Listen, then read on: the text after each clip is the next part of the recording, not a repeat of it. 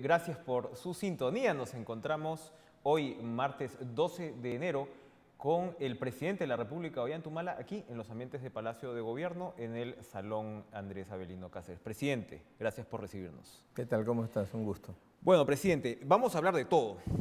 Ok. Bueno, y vamos a comenzar entrando antes de los temas de coyuntura. De repente, usted viene estableciendo balances de su gobierno, como corresponde pues en los últimos meses.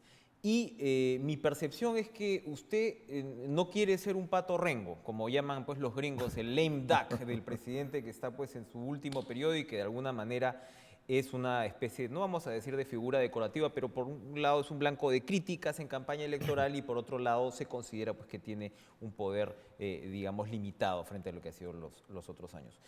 ¿Usted no quiere ser pato rengo? No lo soy. No lo es. No quiero, no lo soy.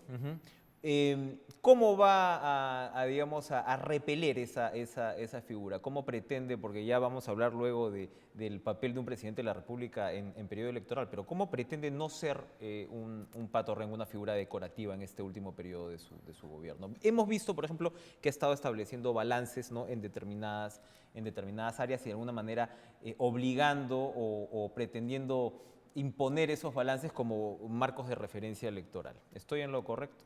Sí, claro. El tema acá es que el mandato constitucional es hasta el 28 de julio, ni un día más, pero tampoco ni un día menos. Así que vamos a seguir trabajando como el primer día de gobierno, marcando lo que el día a día, pero también los ejes que tienen que seguir construyéndose en el país, configurando y consolidando políticas de Estado. Por ejemplo, la política social, la política educativa, la política de infraestructuras, la política de diversificación productiva. Vamos a seguir poniendo las pautas en el Congreso de la República de aquellas normas que requieren, ¿no?, más allá de campaña electoral, la atención y el debate público. Por lo tanto, nosotros vamos a continuar manteniendo lo que es el trabajo del Ejecutivo. Por ejemplo, ¿no? Hoy día estamos viviendo una situación externa desfavorable al país y a toda América Latina. Cada vez peor. La bolsa de China se acaba de desplomar ayer otra vez. No hay preocupación en realidad sobre lo que puede ser el efecto en la economía peruana. No solo eso, el precio del cobre ha bajado el nivel, digamos, en el cual nadie pensaba que podía bajar, los $2 la libra, y sigue bajando. Y el petróleo está en un promedio de $35 el barril. Tenemos que resolver el problema, por ejemplo, de que los precios de estas bajas de los combustibles a nivel internacional se reflejan en el precio que paga el consumidor.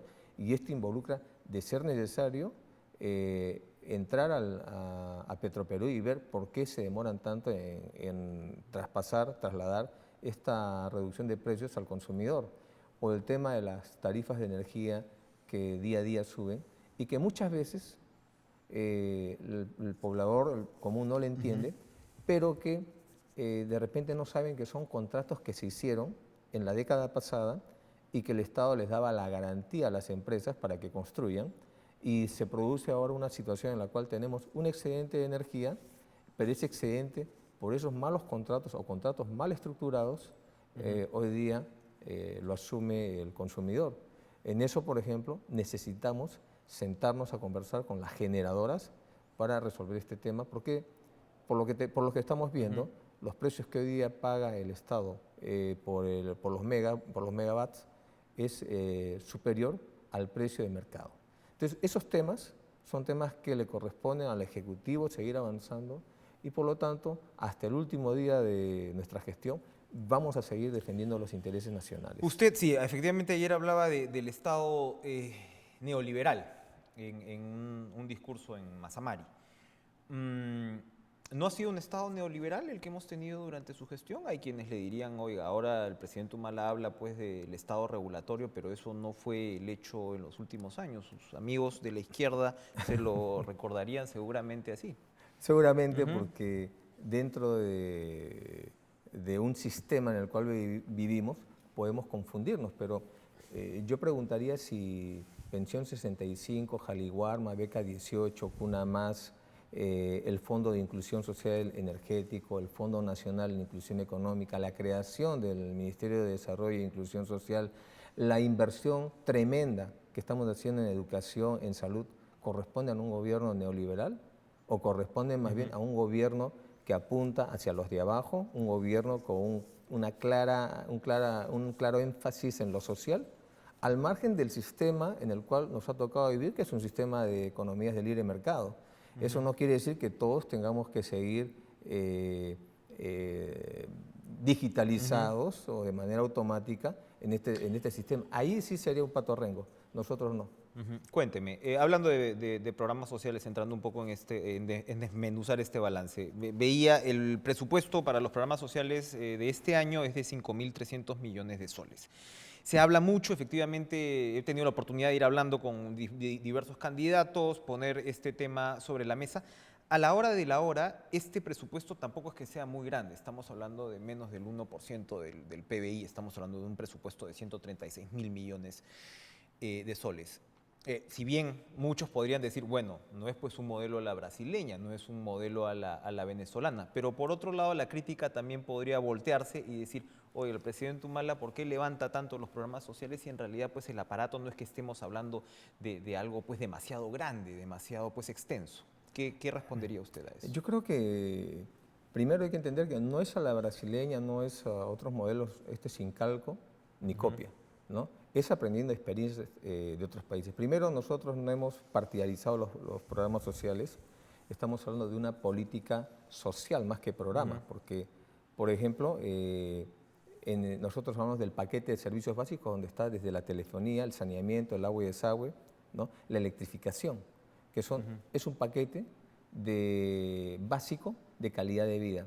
Que tiene que ver con servicios en este caso, no exactamente pero es una visión integral. Sociales. Y quiero darte un dato, por ejemplo, en el área rural, en el año 2011, cuando llegamos al gobierno, en el área rural, no más del 12% de la población del área rural tenía este paquete básico. Hoy día superan el 24% de familias en el área rural que tienen este paquete básico. Por lo tanto, no es solamente un programa, es un conjunto de programas bajo una política que los integra como piezas de un reloj para que funcionen todos juntos. Otro tema importante en la política social es el tema que hemos luchado siempre contra las filtraciones, porque del programa social que uno hace para la gente que realmente necesita, al populismo, bueno, no hay mucha la distancia. Nosotros hemos evitado el populismo y hemos tratado de ser lo más eficiente posible.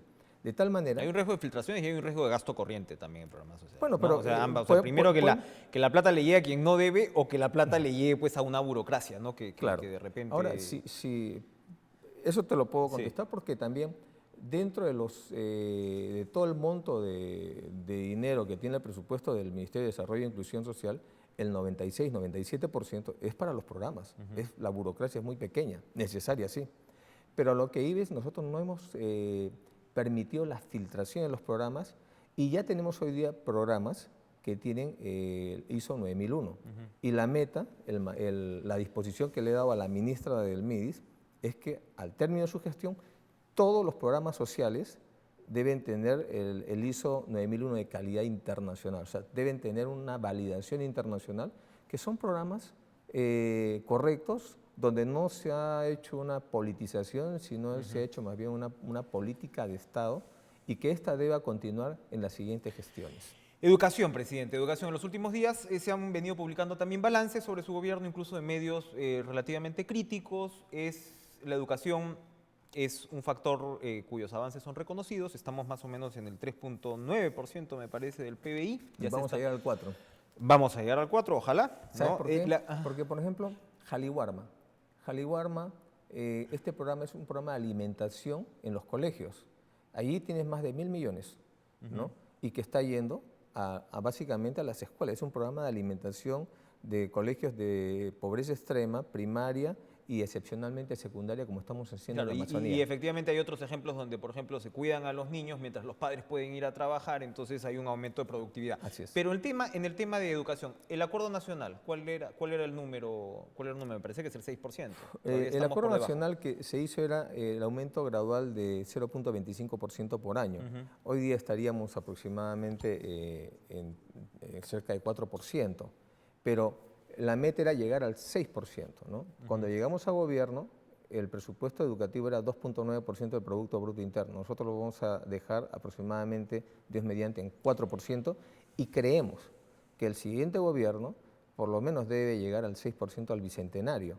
Eso nos pone ¿en qué lugar? Nos pone por encima ligeramente del promedio de los países emergentes en América Latina en lo que es inversión en educación. Si bien hay consenso con respecto a estos avances, de nuevo, la utilidad de la SUNEDU, de la Superintendencia Universitaria, está puesta en cuestión. Hay muchas críticas. Se dice que esto puede, de alguna manera, recortar el espacio pues, de autonomía de las universidades. Un candidato como Pedro Pablo Kuczynski, usted me imagino que se va a cuidar y comentar sobre las opiniones de los candidatos, pero un candidato como Pedro Pablo Kuczynski dice, bueno, la señora Macías puede estar ahora haciendo bien su trabajo, pero es una institución que va a dar para un control político al que se le dé la gana en el futuro. Usted está defendiendo la pertinencia de la SUNEDU en los últimos días, está insistiendo con eso. ¿Cree que es realmente una institución que debe seguir adelante? ¿Cree que puede mejorarse? ¿O cree que de todas maneras pues, es pues, lo suficientemente vulnerable como para que sea eliminada en los próximos gobiernos? A ver, primero habría que preguntarnos qué tipo de educación queremos en el país y qué tipo de educación necesitamos para ser un país desarrollado. Yo creo que la educación tradicional no nos ha ayudado. Más aún en las últimas décadas, cuando se dio en los 90 estas normas de prácticamente la universidad de empresa, ¿no? Donde entra la inversión privada, que tenía cierta justificación por el déficit que tenían las universidades públicas, ¿no? Pero hoy día lo que tenemos es otro fenómeno, es el surgimiento de grupos económicos que se construyen en torno a un negocio, a una empresa que se llama universidad, donde no necesariamente la calidad de la enseñanza universitaria es la óptima y es la que requiere hoy día el Perú para tener jóvenes calificados y que se inserten de manera exitosa en el mercado laboral. Pero no podía haber, por ejemplo, observatorios más amarrados al mercado que pudieran decirle al alumno o al padre que va a matricular a su hijo, oiga, esta universidad es buena, esta es pésima, no podía hacer eso Bueno, y eso no entrar. ya lo hemos creado. Hay el observatorio en el cual los jóvenes pueden ver primero cuánto paga, cuánto cobra, cuánto recibe el profesional de determinadas carreras en sus primeros años, en qué consiste la carrera y qué universidades en determinadas carreras tienen mejor aceptación en el mercado laboral. Y con eso en desarrollo, ¿era necesario aún así una supervisión por parte del Estado? Bueno, la educación es una política de Estado, no es una política del mercado. Esa es la gran diferencia con una economía de libre mercado o una economía neoliberal. Es donde el Estado se deshace de las políticas que al final son la responsabilidad del Estado. Si el Perú no tiene una buena educación y se mantiene en el pasado como un país subdesarrollado, porque vende naranjas, como antes decíamos, y comprábamos mermelada de naranja, ¿a quién le van a echar la culpa? ¿A la universidad o al Estado? Es al Estado, es una responsabilidad del Estado. Por lo tanto, lo que estamos viendo hoy día es cómo desde el Congreso, operadores, ¿no?, que ingresan al Congreso como congresistas, pero que en el fondo defienden intereses particulares de universidades, inmediatamente se enquistan en las comisiones de educación y desde ahí aseguran que sigan pues, el negocio avanzando. Tenemos universidades que tienen locales en diferentes sitios del país, como por estudios a distancia o cualquier tipo de mecanismo que al final no dan calidad en la enseñanza, pero sí cobran pensiones. Lo que hacemos con la reforma educativa es mejorar la calidad de la enseñanza, es mejorar la calidad remunerativa y profesional del maestro y es darle una oportunidad a los jóvenes a que estudien. Además de esto, adicionamos lo que es el Sistema Nacional de Becas, que hoy día tiene aproximadamente 83.000 jóvenes que se están beneficiando de este sistema y que eso no existía. Y además de esto, necesitamos también regular y supervisar, ¿no?, cómo viene siendo el desempeño de las universidades, porque tú verás, muchas universidades en época de campaña se emplean con fines ajenos a la educación. La ejecución presupuestal de las universidades se ha convertido en un tema que siempre arrastra, baja la ejecución del presupuesto del Ministerio de Educación.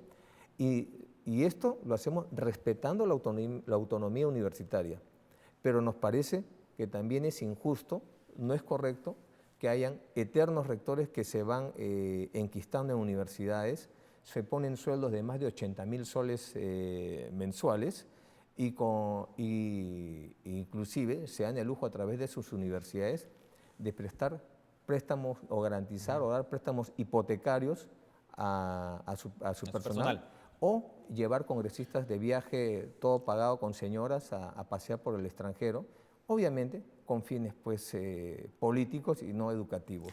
Entonces, en conclusión, yo sí defiendo la reforma educativa. Probablemente haya intereses económicos que hoy día sienten que pierden esos beneficios antes de la reforma y que antes les gustaba el desorden, no la autonomía, sino el libertinaje, y contra eso sí estamos nosotros. Presidente Ollantumala, ¿qué le parece? Vamos a hacer una primera pausa y regresamos de inmediato. Ya volvemos.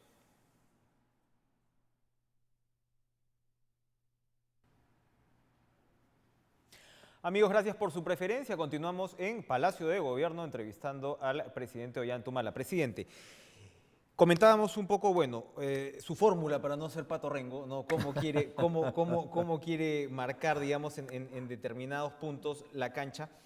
Y claro, los otros dos temas, además de educación y de programas sociales o de política social que usted ha escogido de alguna manera levantar como logros de su gobierno, está además el tema de infraestructura y diversificación productiva. En el tema de diversificación, ¿no? En principio se dijo, bueno, esto es estatismo, esto es, ¿no?, un tema planificador, ¿no? El que impulsó el asunto fue alguien como Piero Gessi, que más bien pues, viene, como él mismo dice, de Wall Street, o sea, es lo último que puede ser él, es un hombre, digamos, de izquierda, ¿no? Y de alguna forma, la situación de los precios internacionales, la situación pues, de los commodities, que evidentemente es un ciclo que ha terminado, que muy difícilmente va a regresar, ha ido imponiendo la necesidad, ¿no?, de efectivamente tomarse más en serio este asunto de la diversificación productiva. Al mismo tiempo, uno dice, le faltó al gobierno, le faltó impulsarla. El riesgo que queda ahí es que es una política que recién estaba dando sus primeros pasos. Hay un tema de CITES, ¿no? Hay un tema de mesas de planificación o de políticas con el sector privado, donde el propio sector privado va de alguna manera definiendo sus necesidades, pero al mismo tiempo es otra política que resulta, o esta sí, resulta vulnerable, ¿no? O sea, todavía está arrancando. Bueno, en principio estas políticas están dentro de los compromisos del Partido Nacionalista, del Partido de Gobierno, que hizo al país. La reforma educativa es algo que hemos creado nosotros, ¿no? Y la hemos defendido desde la época de Patricia Salas. Es a ella la que mete la reforma educativa. La reforma de salud viene desde la época de Midori. La reforma de lo que es la diversificación productiva con Gladys, ya habíamos iniciado este tema, y lo que están haciendo los ministros es seguir los ejes programáticos, compromisos del partido. ¿Pero no gobierno considera usted que la diversificación está verde todavía? Es que estamos avanzando en la medida de lo que se puede. En 5 años no puedo transformar todo, ¿no?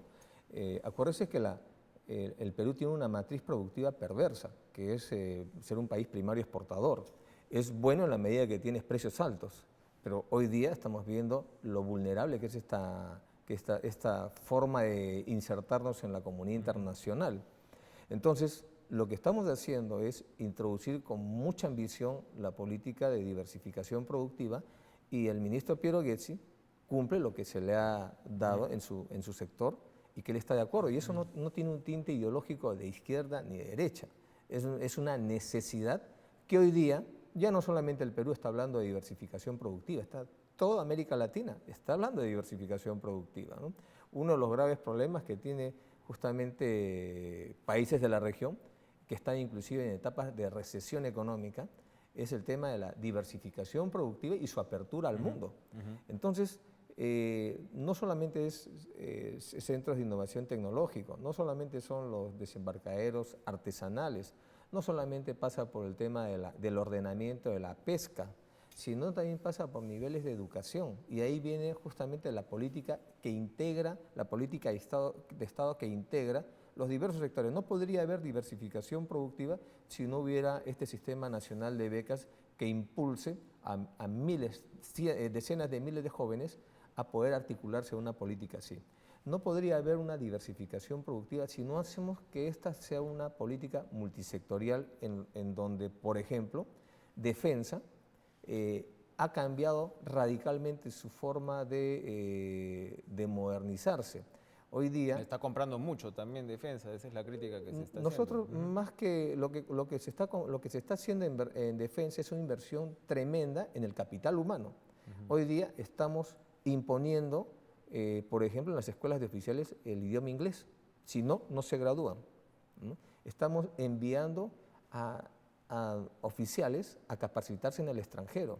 Estamos enviando a los cadetes de las escuelas de armas a que vayan al extranjero pero por hay un promociones. incremento en compras también, ¿no? De 157%, nada más de un año al otro. Estamos hablando de Lo que 2.800 estamos comprando millones. no son armas, lo que estamos comprando fundamentalmente son los soportes técnicos, como son, por ejemplo, helicópteros, que hoy día es lo que nos permite estar tranquilos, de alguna manera, con el tema del fenómeno del Niño. Y nos permite inclusive apoyar a otros países hermanos que están sufriendo estos embates. Tú sabías, por ejemplo, a Bolivia lo hemos apoyado con un helicóptero en la etapa de las inundaciones y estamos en condiciones de apoyar a Argentina, Uruguay, Paraguay, si así lo requirieran. Hemos adquirido un buque logístico que permite dotar de agua a toda una localidad como Talara, si en el caso fuera necesaria, y que permite la desalinización del agua, que ha permitido llevar batallones de ingenieros que son maquinarias nuevas que hemos adquirido. Hemos modernizado 10 batallones de ingenieros. Hemos dotado a la Marina de Guerra del Perú con un buque logístico y estamos construyendo un buque multipropósito. Hemos construido ya cuatro embarcaciones que son hospitales flotantes y que están recorriendo la Amazonía, y el quinto se va al lago Titicaca. Hemos comprado helicópteros de transportes que sirven tanto en el Braen como para transportar a los funcionarios del Estado, visitas, transportar heridos, etcétera. Y hemos comprado también aviones de carga, de transporte. Entonces, es una gran inversión que está en la Fuerza Armada, pero es básicamente para dotarle de su servicio a la comunidad y al desarrollo. Y por otro lado, perdón que te corte, es el sistema de coproducción y transferencias tecnológicas, que es algo innovador en nuestro país. Que se ha hecho con Corea del Sur y, en fin, es efectivamente todo un esquema. Pero para no alejarnos demasiado del tema de defensa, usted en sus discursos no escucho que esté levantando como tema las políticas de seguridad ciudadana. Y ahí tenemos un problema en el sentido que si uno ve las encuestas, la última encuesta de GFK, ¿no? Usted tiene alrededor de 16%, es una popularidad baja todavía, pero subiendo, ¿no? De alguna forma, que es algo también natural en estos procesos electorales, que el presidente saliente, ¿no? Va un poquito subiendo en su último tramo, pero es todavía baja. Y la principal razón, de lejos, es la percepción de inseguridad ciudadana del electorado. Bueno, ¿qué hay que ofrecer por ese lado? Estamos pues en un déficit así grave. Primero lo que tenemos, este es un sistema en el cual todos los meses te sacan encuestas, ¿no? Y con eso hay un intento de conducir, ¿no? Las políticas del gobierno, que son responsabilidad del jefe de Estado, producto de la elección popular. A mí no me han elegido las encuestas, a mí me ha elegido el pueblo. Por lo tanto, las encuestas en su lugar y nosotros en nuestro. Es un ¿no? indicador. Entonces, digamos, ¿no? Ese tipo de indicadores, lo que nosotros tenemos que entender es que no pueden gobernar el país. Entonces, pero hay un clamor, ante la inseguridad ciudadana que es innegable. Y más aún, si el único tema es la inseguridad ciudadana, entonces nos hace ver, por otro lado, que el resto de cosas están yendo muy bien, y el único problema que tenemos es el tema de la inseguridad. Hay otros problemas, pero es verlo de otra manera. Pero ahora, entrando al tema de la seguridad ciudadana, nosotros sabemos que es un problema grave, es un problema delicado y muy sensible en la gente, ¿no? Pero si ustedes ven cifras de victimización, se darán cuenta que este problema no viene de ahora, viene de décadas.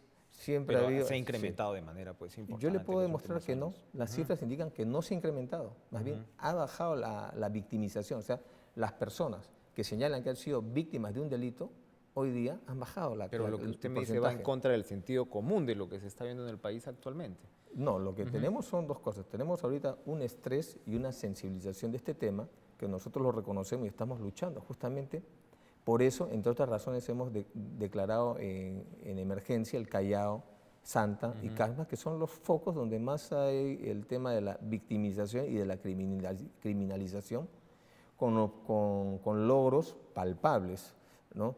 Que eso es suficiente, no es suficiente, ¿no? Este tema nosotros lo tratamos con mucha humildad, pero también con mucha seriedad, ¿no? Pero también no podemos ocultar las cifras que señalan que los índices de victimización han ido bajando paulatinamente.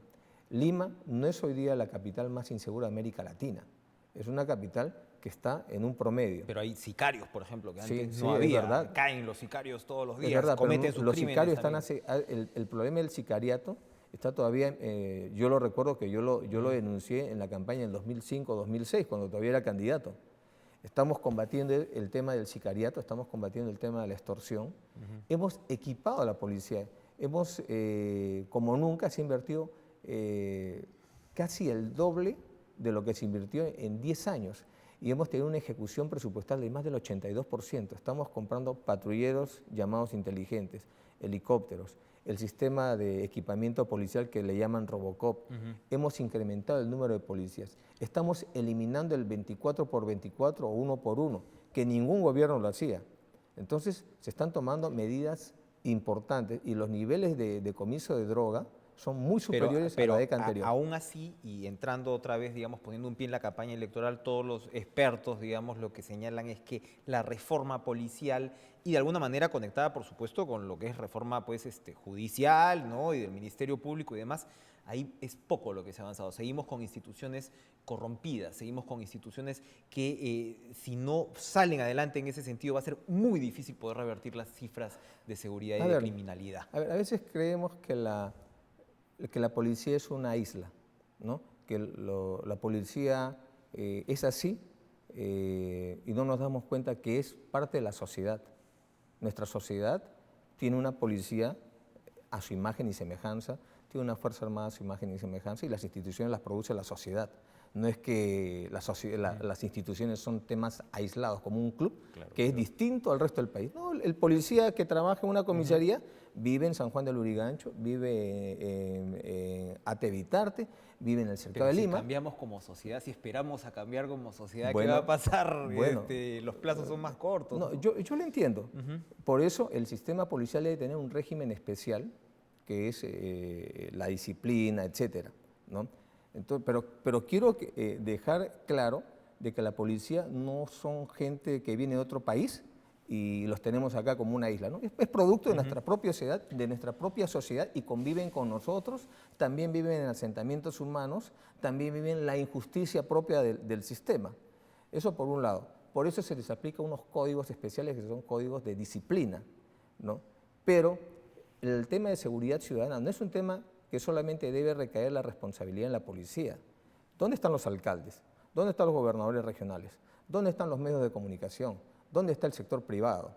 Por ejemplo, hoy día estamos eliminando el 24x24 y recibimos las quejas de algunos alcaldes, ¿no? Porque que se estaban les está acostumbrados. quitando, no, tenían pero convenios, no tenían firmas no tenían las convenios con la policías, policía. ¿no? Tenían Sencillamente convenios estaban individuales contratando por la a libre, los policías por la libre. Eso incluye el municipio de Lima, que Es decir, emitió un comunicado. no voy a poner nombres, ¿no? Estamos en un tema De neutralidad ¿no? electoral.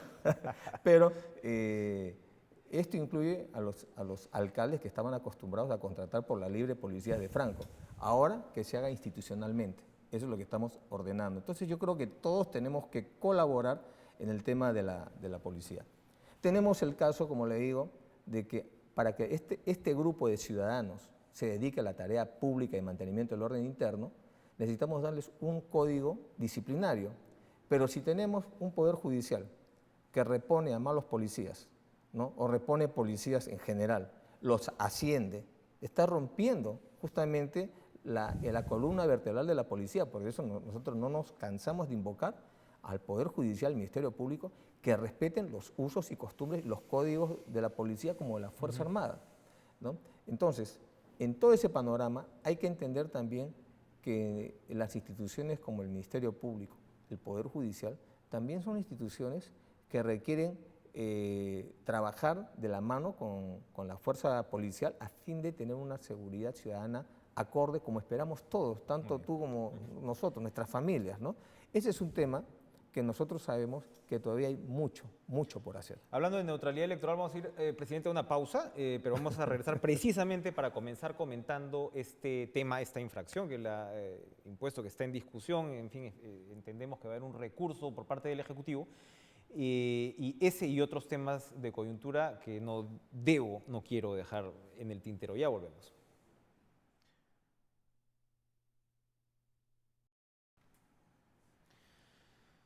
Amigos, gracias por su sintonía. Continuamos con el presidente Ollanta Humala aquí en Palacio de Gobierno. Presidente, para rematar el tema de la inseguridad ciudadana, sigue en el ambiente la posibilidad, en el ambiente electoral me refiero, la posibilidad de una participación más protagónica de las Fuerzas Armadas. Usted hace algunos minutos nos comentaba, en fin, lo que considera cuál es el nuevo rol de las Fuerzas Armadas y demás. La experiencia en el Callao. ¿Qué nos dice la experiencia en el Callao sobre esa posibilidad de decir, bueno, ¿sabe qué? La policía no da abasto, tenemos que buscar refuerzos definitivamente por parte de los institutos armados? Bueno, primero, la política de seguridad ciudadana es una política que el mismo presidente de la República la conduce por lo sensible y la importancia de este problema.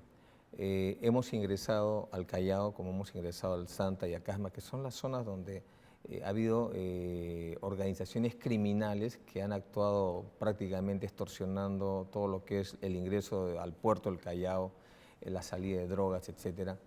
Y lo que hemos visto es que con algunos mecanismos que le hemos dado a la policía, hemos logrado efectivizar su trabajo. El tema, por ejemplo, de la inviolabilidad del domicilio. Si hubiéramos tenido este impedimento, no hubiéramos podido capturar las armas que hemos capturado ni desarticular las bandas que hemos desarticulado en el Callao. Tú sabes que la criminalidad en el Callao ha bajado aproximadamente más de un 65%. Hemos capturado a los principales líderes de estas organizaciones criminales, que fue el objetivo cuando pusimos el estado de emergencia, y hemos logrado darle mayor tranquilidad a todo lo que es el tránsito de containers que salen del Callao a las diferentes partes del país. Además de esto, en Casma y en Chimbote o el Santa, también hemos logrado resultados muy importantes en el tema de la lucha contra la inseguridad, de tal manera que la misma población del Callao está pidiendo a la policía que se prorrogue el estado de emergencia. ¿Reitera usted su posición entonces que las Fuerzas Armadas no deberían ingresar en ninguna circunstancia a combatir pues la criminalidad organizada? No me refiero a lo que es el narcotráfico y los terrenos que ya sabemos que ellos controlan. Lo que yo reitero es que con estos mecanismos, hoy día, con los niveles que estamos avanzando, no es necesario que la Fuerza Armada intervenga directamente. La Fuerza Armada ha intervenido en otras condiciones, sí. Yo recuerdo en las épocas que estábamos con el azote del terrorismo en Lima y se hacían las operaciones de rastrillaje con el ejército, la policía, en diferentes zonas del Perú. La Fuerza Armada ha intervenido y interviene en determinadas áreas declaradas en estado de emergencia cuando ya la fuerza policial es rebasada. Esto sucedió en el Alto Guayaga y en el Braem. Hoy día el Alto Guayaga ya ha vuelto al estado normal, al estado de derecho, después de más de 30 años, y en el Braem estamos pasando la responsabilidad del orden interno a la Policía Nacional del Perú, porque creemos que ha llegado un momento dentro del avance progresivo hacia la pacificación en la cual la policía nuevamente puede retomar el control del orden público, siempre acompañada de la Fuerza Armada. En el caso del Callao, la policía perfectamente puede mantener este control, y la Fuerza Armada, en este caso la Marina de Guerra, estará siempre apoyando en lo que haya que hacerse. Por ejemplo, hace poco se hizo una intervención en los buques con la DICAPI, la Dirección de Capitanías, y la Policía Nacional del Perú, la IRANDRO, para la lucha contra el narcotráfico. Entonces, son temas puntuales en los cuales sí podría de esa manera participar. La Fuerza Armada está participando en el Callao haciendo acciones cívicas, estamos involucrando al gobernador regional para que colabore en lo que es el equipamiento policial de su región, y además queremos avanzar en lo que es el pintado del Callao, dándole un nuevo rostro. Cambiarle un poco de cara. Presidente Humala, ¿es usted un infractor electoral según el jurado electoral especial? que ha considerado, ha tomado una serie de casos, es un infractor a la neutralidad electoral, ha tomado una serie de casos de declaraciones suyas donde se considera pues, que usted como primer mandatario está violando, como le digo, esta ley de neutralidad. Revisando el documento, revisando el fallo, no lo condena por el caso Fujimori, que a mí me llamaba la atención precisamente por la complejidad. Usted se había referido al encarcelado expresidente como un ladrón de marca mayor, ¿no? Y claro, es una situación sui generis en el sentido de que él de alguna forma sigue siendo pues una suerte de líder máximo de un movimiento con muchas posibilidades electorales, pero que sin embargo tiene sentencias firmes por estos casos. Pero por ese caso no le están llamando la atención o no lo están, no sé si es sentenciando la palabra, no están emitiendo la resolución de infracción. Están emitiendo la resolución de infracción por casos que tienen que ver con sus declaraciones en la CADE, donde usted se refirió al populismo empresarial de los candidatos, y a otros casos en los cuales, por ejemplo, usted está insistiendo en mantener políticas sociales, de lo cuales ya hemos hablado al principio de esta entrevista, y de alguna manera pues presiona y se refiere en términos que pueden haber sido pues interpretados como dirigidos a determinados candidatos. ¿Qué cree usted? Usted ha sido candidato también, usted ha pedido en su momento que se sancione a los presidentes en ejercicio precisamente por declaraciones, así que ahora está usted del otro lado del mostrador, pero eso no lo exime, digamos, de tener que cumplir las normas de neutralidad. Claro, ¿no? Cuando yo he reclamado, el jurado especial nunca me hizo caso como candidato, y he reclamado cuando un general del ejército en actividad daba declaraciones en contra del Partido Nacionalista dentro de un cuartel en una ceremonia pública, o cuando un candidato o cuando un presidente abiertamente decía que debían votar por determinado candidato y no por el Partido Nacionalista en una plaza pública, o cuando salía otro presidente a decir de que él no podía decir quién iba a ser el nuevo presidente, pero quién no. Pero sí podía impedir. Eso fue Alan García. Y que sí podía impedir que sea un nuevo presidente y que tenía experiencia y oficio en ese arte. Pero me imagino que usted ha revisado con calma esta resolución del Jurado Electoral Especial y qué cosa ha encontrado. Entiendo que el Ejecutivo, según adelantó el premier Cateriano, pues se va a manifestar en contra, a pedirle un recurso de reconsideración al Jurado Nacional de Elecciones. ¿Por qué? ¿Por qué no sencillamente decir, bueno, me guardo y voy a moderar mi glosario en esta época electoral? Bueno, yo creo que sin ánimo de entrar a una confrontación con el Jurado Electoral, ya el premier Cateriano ha señalado la posición del gobierno, una posición que no estamos de acuerdo con esa afirmación, y que con esa afirmación más bien deja una mala imagen internacional del país, y nosotros no vamos a permitir que eso se mantenga. Por lo tanto, estamos tomando las acciones que correspondan. ¿Usted considera que no ha infringido una norma de neutralidad electoral? ¿Qué norma ha infringido? Yo he leído la ley, yo no sé si ellos la habrán leído, pero ¿a qué candidato he perjudicado? Yo pregunto, cuando yo hago una declaración de populismo empresarial, ¿a qué candidato estoy perjudicando? Porque así dice la norma. Bueno, cuando todos un los que fueron a la candidato CADE, ¿no? que diga ¿a quién he personalizado esto? ¿No? Cuando he hablado de un ladrón de marca mayor, no estoy mintiendo. Ese señor no está candidateando, el señor Fujimori no candidatea, ¿no? Y además, pero es el líder, digamos, espiritual, fundacional de un movimiento. Entonces tampoco podría hablar de Aya de la Torre ni de Mariátegui. Entonces, acá yo creo que estamos entendiendo mal las cosas. En lo que es justicia electoral, es el órgano electoral, el Jurado Nacional de Elecciones, la que lo administra. Pero eso no quiere decir que violen el debido proceso. ¿Por qué? Porque no recibieron sus descargos. Ni siquiera nos ha notificado, ni nos ha requerido nada, absolutamente nada, y de frente viene y pone una... El magistrado Miranda sostiene que él tiene rango de viceministro, entonces que era de alguna manera inapropiado recibir las declaraciones de alguien que, bueno, entiendo yo, estaría él en sujeción al presidente de la República. Pero hay separación de poderes, ¿no? Se supone que estamos hablando del Poder Judicial en este caso. Claro, salvo que crean que no somos democráticos. Acá una de las cosas que no nos pueden señalar a nosotros es que nos hemos inmiscuido en la autonomía de los poderes del Estado y de las instituciones autónomas como el Jurado Electoral. Y en todo caso, esto debía resolverse en el Tribunal Constitucional, donde el magistrado Miranda tendrá que evaluar el comportamiento del juez Miranda. El magistrado Miranda, que es padre del juez Miranda. Bueno, pero se supone que el Jurado Nacional de Elecciones va a ser la instancia que la va a resolver. Ya se verá si esto llega al Yo creo Tribunal que esto debe resolverse así, porque Ahora, igual a usted no puede, lo pueden sancionar porque, por su por condición de presidente de la República. por eso todo esto es un absurdo, ¿no? Y además de esto, no pueden violar el principio constitucional de que no hay delito de opinión. Pero se espera que un presidente pues, de la República esté por encima de, ¿no? Evidentemente, si bien hay separación de poderes, si bien no se espera que no se vaya pues, a beneficiar a nadie ni perjudicar a nadie. Nosotros no estamos, cuando yo no he infringido en ningún momento la ley electoral, en ningún momento, ni su reglamento lo he infringido. Me he comportado como dentro de lo que es la neutralidad. Yo no he hecho una declaración en contra de un candidato o a favor de otro candidato. Es más, cuando se crea justamente la preocupación de la no utilización del poder económico, etcétera, en una contienda electoral, justamente uno de los candados que se pone es en nuestro sistema es que no hay la reelección inmediata, ni siquiera de un familiar, ¿no? Justamente para evitar estas cosas. Su padre se ha inscrito como candidato a la vicepresidencia. Es si se aplica la ley, él no podría ser candidato a la vicepresidencia. Por cierto, yo no me estoy fijando quiénes se han inscrito, no me meto en ese tema, pero sí estoy de acuerdo en que se aplique la ley. Y en este Sea quien sea, usted puede haber visto, caso, un familiar con grado de consanguinidad, como un padre del presidente de la República, no puede inscribirse como candidato. Por cierto, estoy de acuerdo con usted, debe aplicarse la ley. Acá nadie tiene corona.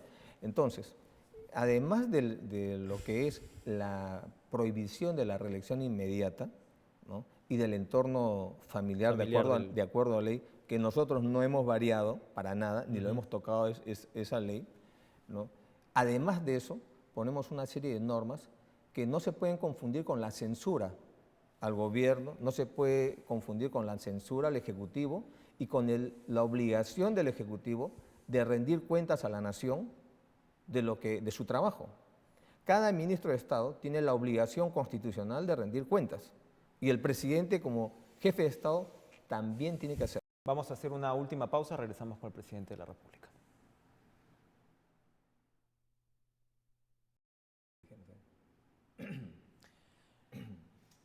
Amigos, muchas gracias por continuar en nuestra sintonía. Nos encontramos con el presidente Ollanta discutiendo antes del corte lo que era pues esta controversia en torno al tratado de extradición con Francia. El hecho, presidente, es que usted está firmando el tratado. Así es. Entonces, usted se declara insatisfecho, ¿no? Se ha despertado dudas por los motivos que podía haber. Usted explica sus motivos, pero al final está firmando el tratado. Entonces, ¿qué se va a hacer? ¿Queda un tratado, si lo vemos desde su perspectiva, sin dientes entonces para extraditar? Yo lo que diría es un tratado que no aborda el tema sensible en el caso del Perú, que es las extradiciones propiamente, de lo que hemos visto en el pasado, funcionarios que cometieron una serie de delitos, se fugaron del país y nunca más regresaron y nunca más los vimos porque no había forma de extraditarlos. ¿Para qué firmamos un tratado de extradición? Entonces lo que se va a hacer es firmar el tratado, de ahí se va a pedir una suerte de adenda, una suerte de ampliación, una ampliación. Porque usted ha dicho para que no se contamine con el tema electoral. Así es. Lo que nosotros hemos señalado es que no cubre las áreas sensibles de lo que es para nosotros traer a la gente que ha delinquido y que hoy día no lo podemos extraditar porque estos tratados no ven el tema de los nacionales con doble nacionalidad. Entonces, lo que yo quiero evitar es que la relación bilateral con Francia, que tanto nos ha costado, tanto esfuerzo nos ha costado colocarla hoy día en el nivel de socios estratégicos y que nos ha permitido llevar las conferencias medioambientales, la COP20, la COP21. Hemos trabajado con ellos para la extensión del visado de corta duración, para la entrada a la Unión Europea a través del acuerdo multipartes, puede entrar en una campaña electoral como ya se está viendo. Yo prefiero, en aras de mantener la política exterior, que es una función indelegable del presidente de la República, yo prefiero ratificar este acuerdo e inmediatamente o en el futuro plantear una ampliación para actualizarlo y hacerlo más ambicioso. La ley que permite a los usuarios, a los pensionistas de AFP retirar el 95.5% de su fondo una vez cumplidos los 65 años, el Ejecutivo la observó y en el Congreso ya se está convocando, ya se están recogiendo firmas. Los parlamentarios Lescano y Delgado ya están recogiendo las firmas para pasar a un pleno extraordinario y de una vez aprobar la ley con la figura de la insistencia. ¿Es una derrota esta anunciada para el Ejecutivo, considera usted? ¿Y cuál es el efecto que en la democracia no hay este tipo de derrotas, es en el intercambio de posiciones, respetando los poderes, la autonomía de los poderes del Estado, no podemos verlo desde una óptica de derrota o no. Lo que sí le tengo que señalar, que el gobierno, aún en campaña electoral, no se puede dar ni se debe dar el lujo de ser populista, ¿no? Acá lo que estamos viendo es lo siguiente. Yo estoy de acuerdo con que la gente pueda hacer uso dentro de lo que es el marco de la libertad y un país con el sistema que vivimos, que hay gente que puede hacer uso del 95.5% de lo acumulado de sus cotizaciones. Pero la pregunta que hago es la siguiente, ¿qué porcentaje del universo de las personas que se jubilan saben qué hacer con su dinero y quienes no saben qué hacer? Y de ese porcentaje que sí tiene claro un negocio, algún proyecto, algo, ¿cuántos tendrán éxito y cuántos fracasarán? ¿Cuántos pensionistas le darán la plata a su yerno, a su nuera para que ponga una tienda, una ferretería? ¿Cuántos se comprarán el taxi? ¿Cuántos les irá bien y cuántos perderán su pensión en esto? Y al final, el que se queda con los pobres no es la AFP ni las aseguradoras, es el Estado. Por eso, nosotros como Estado hemos tenido una visión más bien de expandir las pensiones, por eso creamos Pensión 65, que es una pensión no contributiva, y que hoy día estamos prácticamente coberturando al 100% de todos los adultos mayores de 65 años en pobreza extrema. ¿Cuántos más tendrán que coberturarse acá? Porque el Estado no puede desproteger al ciudadano. Y por otro lado, para un sector que van por la vía de la pensión programada, esta ley, en el fondo, está beneficiando a las AFPs. Porque las AFPs, durante la etapa en que tú aportas a tu pensión, te están cobrando una comisión. ¿Para qué es esa comisión que estás pagando? Es para, cuando te jubiles, administrar tu fondo de pensiones. Pero si tú, llegado a la jubilación, le dices a la AFP, ya no me administra mi fondo, dame mi plata, pues para la AFP mejor todavía, porque ya te cobró la comisión y no te va a retribuir el servicio por haberte cobrado esa comisión. O sea que hay allí también una trampita o un tema que beneficia implícitamente a las AFPs. Y por otro lado, ¿no? Me imagino que esto se lo ha dicho usted a sus congresistas. Eso lo hemos dicho por escrito al Congreso de la República. Es decir, pero como su propia bancada también votó pues, por el lado de esta facultad para los pensionistas de AFPs. Sí, claro, pero hablemos pues como jefe de Estado, ¿no? Yo tengo que al final no me puedo dar el lujo de actuar con irresponsabilidad, porque al final, como Estado, jamás voy a abandonar a los pobres. Así hayan fracasado o no les haya ido bien, mejor dicho, no les haya ido bien en el uso de sus pensiones. Alguien tiene que asumir eso. Por otro lado, no podrán decir que este gobierno no se ha preocupado por los pensionistas, porque además de eso hicimos una reforma en las AFPs y a través de una subasta inversa en lo que es las comisiones logramos reducir las comisiones y introducir un jugador más para romper este grupo de AFPs que manejan los fondos de pensiones. Entonces, por un lado, hemos creado una pensión no contributiva para los adultos mayores de 65 años que no tienen la capacidad, ¿no?, de haber aportado una AFP. En segundo lugar, hemos reducido las comisiones que cobran las AFPs. Y en tercer lugar, estamos denunciando, ¿no?, de que en este proyecto de ley también se beneficia a las AFPs porque ya cobraron las comisiones. Crecimiento, el crecimiento que fue entre el 2006 y 2010 de 6.73%, ahora estamos en una tasa aproximadamente 4.2%. Sabemos cuál es la situación internacional, sabemos el impacto, pero esos son los números. La inversión privada definitivamente ha caído a un poco más un poco menos en realidad, del 2% del PBI, pero estábamos en 10%. ¿Qué pasó ahí? Tenemos, a pesar de esta situación pues, de precios internacionales y de commodities, tenemos un sector privado que critica mucho al gobierno por lo que ha sido el impulso a la inversión privada, que les han puesto más trabas, ¿no? Que ha sido pues, un Estado menos eficiente en ese sentido. ¿Qué diría usted y cómo se ha contrarrestado, en todo caso, esto desde el sector, desde la inversión pública, ¿no? Bueno, mira, yo lo que veo es que si tú miras los índices internacionales, el Perú después de Colombia es el segundo país en América Latina con facilidad de hacer negocios, como para poder quitar algunas críticas que no tienen ningún fundamento. Pero nos hemos complicado en algunos indicadores, ¿o no? Dime cuál. No, en los indicadores de competitividad, en los últimos ¿no? del Doing Business, Perú ha bajado. Pero ese es en general América Latina, no es solamente el Perú. Y lo que estamos acá es, o mejor dicho, tenemos que entender que hay un problema externo que es muy grave y que se está dando en América Latina. El precio del petróleo está en $36 el barril. Esto afecta mucho a países productores de petróleo. El precio del cobre, la plata, el oro han bajado en un orden de 70, 40 y 50%. Entonces, esto no puede pasar sin dejar un rastro fuerte de un huracán que ha pasado. Lo que tenemos a favor nosotros es una política macroeconómica que ha hecho que, digamos, la población en general no siente esto como un impacto profundo, ¿no? Y además de esto, hemos mantenido nosotros políticas de inversión, un presupuesto expansivo.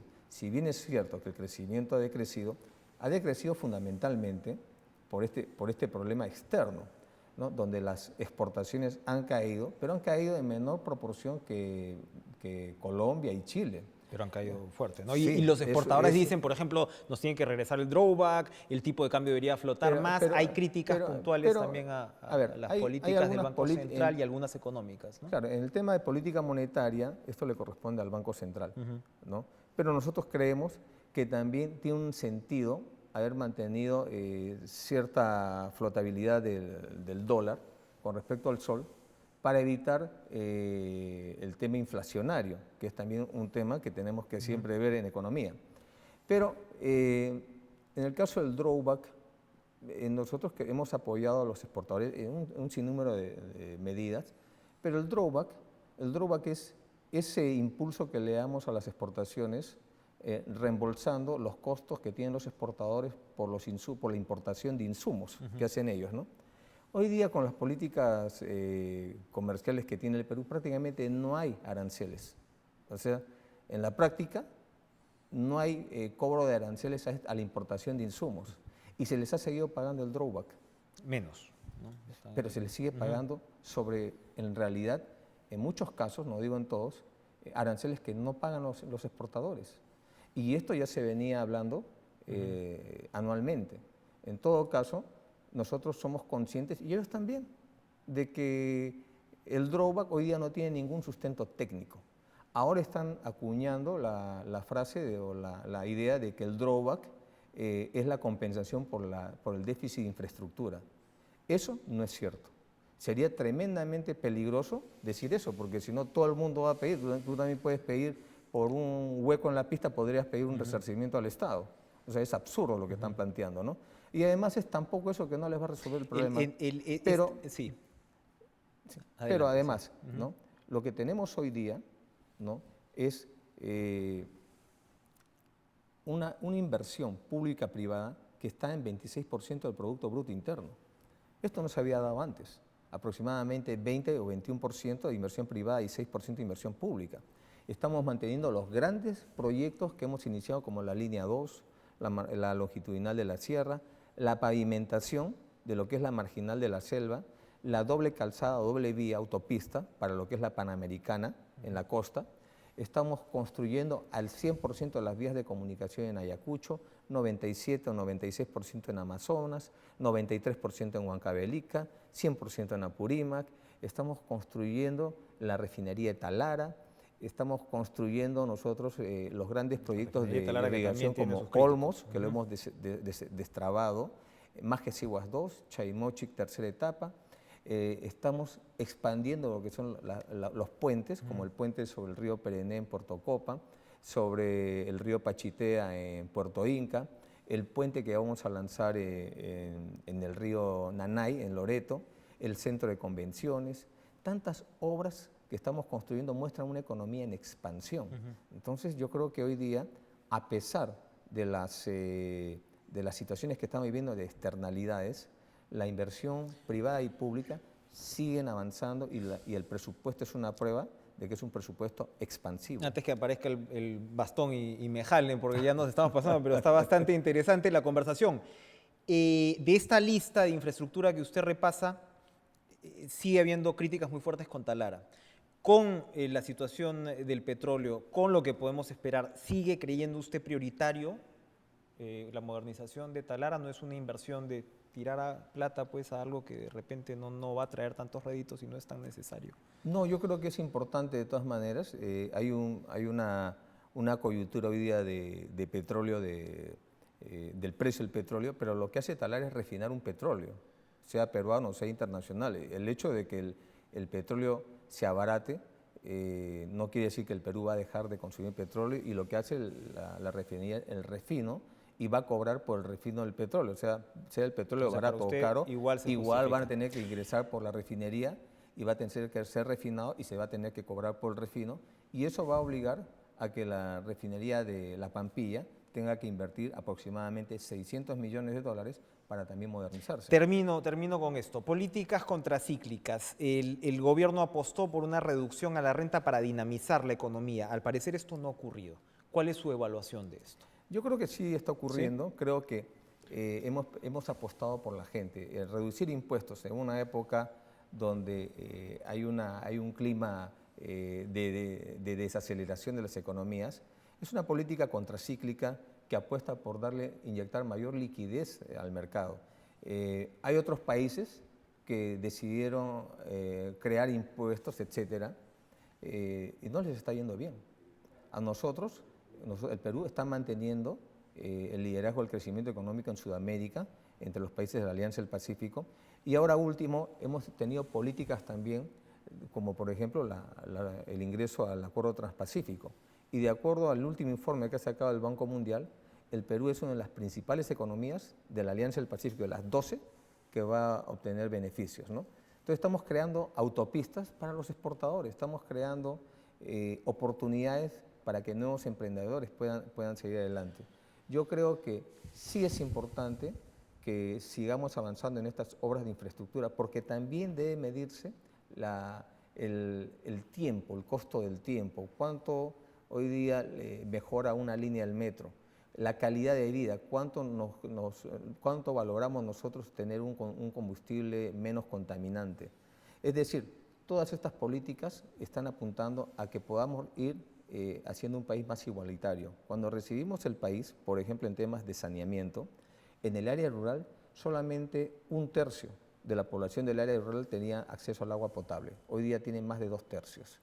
En cuanto a temas, por ejemplo, de electrificación, hemos aumentado en más de 30% en el área rural.